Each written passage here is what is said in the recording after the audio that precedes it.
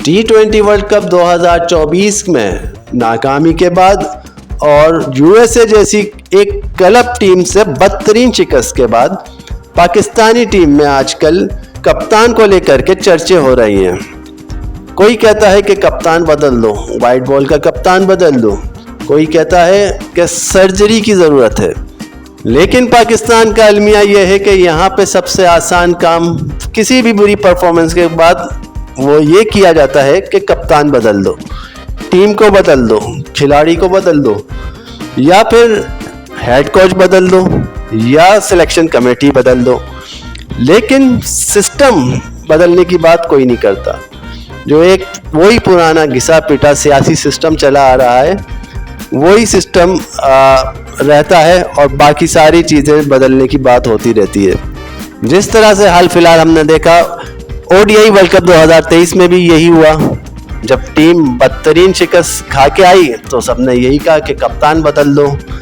कप्तान बदल दिया गया, बाबर आजम को कप्तानी से हटा दिया गया और तीनों फॉर्मेट से उन्होंने जो है स्टेप डाउन कर लिया।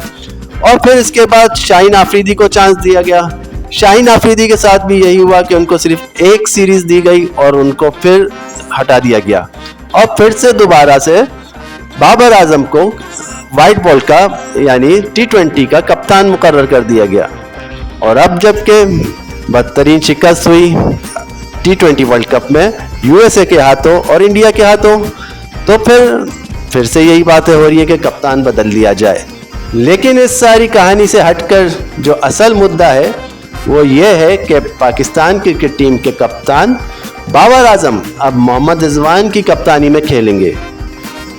जी, कनाडा की ग्लोबल T20 लीग में रिजवान को वैंकूवर नाइट्स का कप्तान मुकर्रर कर दिया गया है और वैंकूवर के स्काउट में बाबर आजम के अलावा मोहम्मद आमिर और आसिफ अली भी शामिल हैं।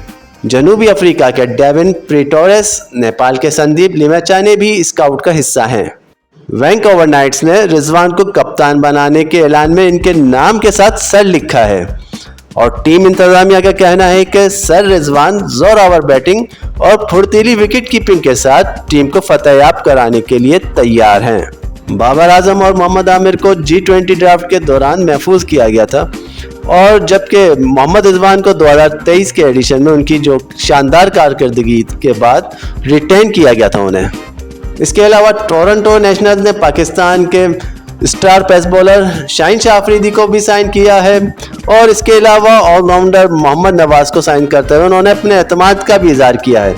और न्यूजीलैंड के कॉलन मनरो और जनूबी अफ्रीका के स्टार बल्लेबाज रसी वान रूसन की भी शमूलियत में उन्होंने खुशी का इजहार किया है। ग्लोबल T20 का चौथा सीजन 25 जुलाई से 11 अगस्त तक चलेगा। तमाम मैच ब्रैम्पटन के TD क्रिकेट स्टेडियम एरिना में खेले जाएंगे और टूर्नामेंट में 6 टीमें शामिल हैं, जिनका आगाज इब्तदाई तौर पर 2018 में हुआ था। इसके बाद दूसरा एडिशन जो था वो 2019 में खेला गया था। तीसरा सीज़न जो था इब्तदाई तौर पर 2020 में खेला जाना था, लेकिन वो कोविड की वजह से जो है वो नहीं किया जा सका और फिर उसकी वापसी हुई 2023 में, जहां मॉन्ट्रियल टाइगर्स ने कामयाबी हासिल की। फाइनल में सरे जैगुआर्स को शिकस्त देकर पहला टाइटल अपने नाम किया।